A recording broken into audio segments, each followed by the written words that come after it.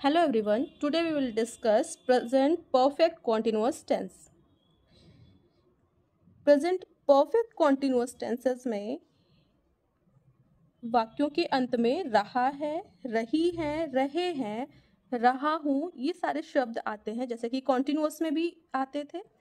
और इसमें एक चीज़ अलग होगी, वो ये होगी कि इसमें काम के प्रारंभ होने का समय दिया होता है, मतलब जो वर्क है वो स्टार्ट कब हुआ ये टाइम इसमें दिया होता है।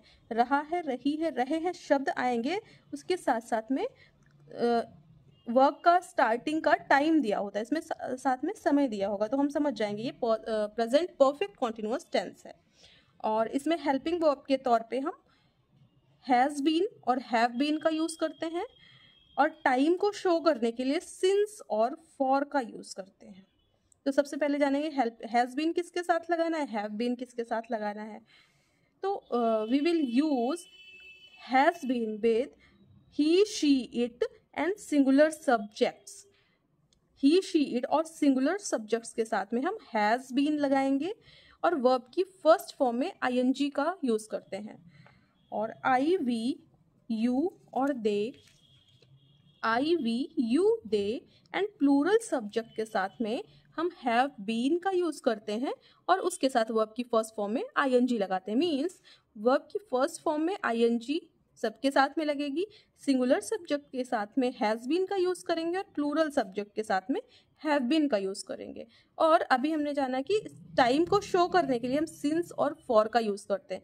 तो सिंस का प्रयोग पॉइंट ऑफ टाइम को शो करने के लिए करते हैं, और फॉर का use period of time show करने के लिए करते हैं।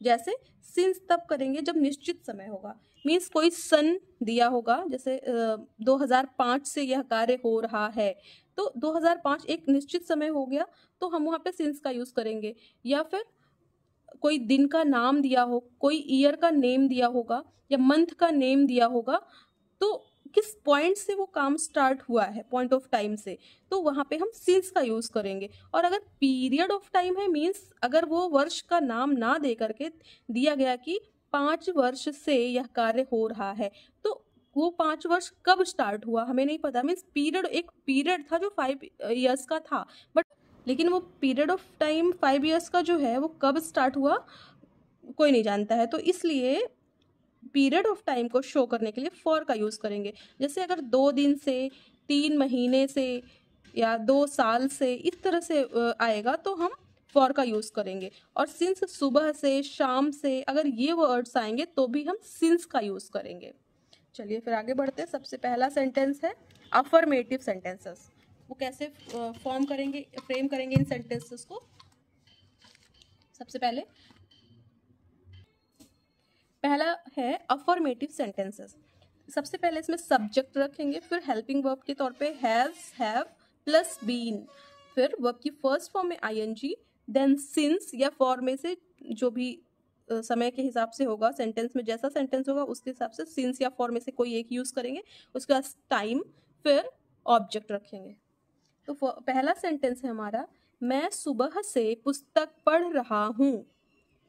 सब्जेक्ट होगा सबसे पहले आई, और आई के साथ हम हैव लगाते हैं, हैव बीन का यूज करते हैं आई, वी, यू, दे के साथ में, तो हो जाएगा I have been reading, ING form of the verb या V4 जिसको कहते हैं, reading a book since morning. हमने आपको बताया सुबह से, शाम से, दोपहर से, अगर इस तरह से टाइम दिया होगा तो हम सिंस का यूज करेंगे।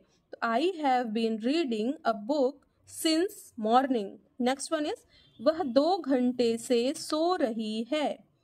शी, ही, शी, इट और सिंगुलर सब्जेक्ट के साथ में हमेशा हम यूज करते हैं हैज बीन, तो हो जाएगा she has been sleeping for 2 hours।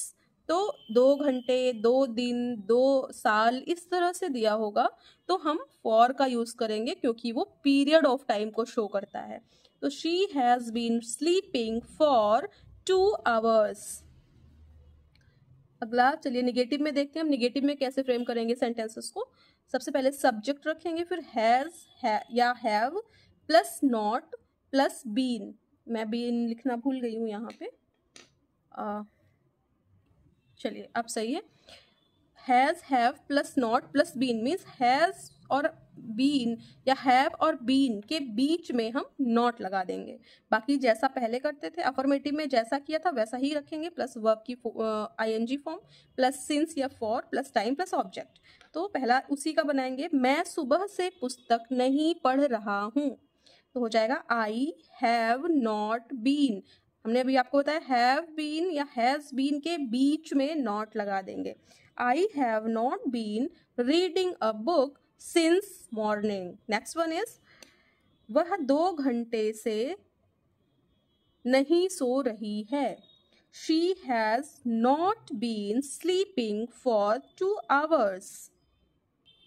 Interrogative sentences अब देखेंगे, इसमें भी हैज़ या हैव को सबसे पहले रख देंगे, फिर सब्जेक्ट रखेंगे और फिर बीन रखेंगे। मीन्स हैज़, हैव और बीन के बीच में सब्जेक्ट को रख देंगे। सबसे पहले क्या मैं सुबह से पुस्तक पढ़ रहा हूँ, और लास्ट में क्वेश्चन मार्क जरूर लगाएंगे।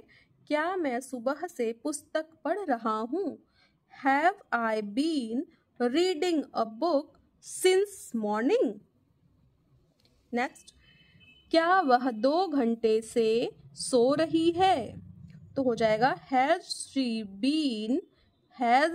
She been sleeping for 2 hours। Okay, अब टाइप 2 देखेंगे, बिल्कुल टाइप 1 के ही जैसा बनता है, बस इसमें इस हैज हैव के भी पहले मतलब एकदम स्टार्टिंग में क्वेश्चन वर्ड को ऐड कर देते हैं और कुछ भी नहीं चेंज करते। तो इसका पहला एग्जाम्पल है, तुम 2 दिन से क्या कर रहे हो। तो क्या शब्द बीच में है, सबसे पहले क्वेश्चन वर्ड रखेंगे, व्हाट हो जाएगा। What have you been doing for 2 days। कौन तुम्हारा शाम से इंतजार कर रहा है। हु हैज बीन, हु यहाँ पे सब्जेक्ट का भी वर्क कर रहा है और क्वेश्चन वर्ड का भी काम कर रहा है, यहाँ पे दोनों का काम हु कर रहा है। Who has been waiting for you since evening. I hope कि आपको समझ में आ गया होगा, और नेक्स्ट वीडियो के लिए सब्सक्राइब कर दीजिएगा और बेल आइकन दबा दीजिएगा। Thank you.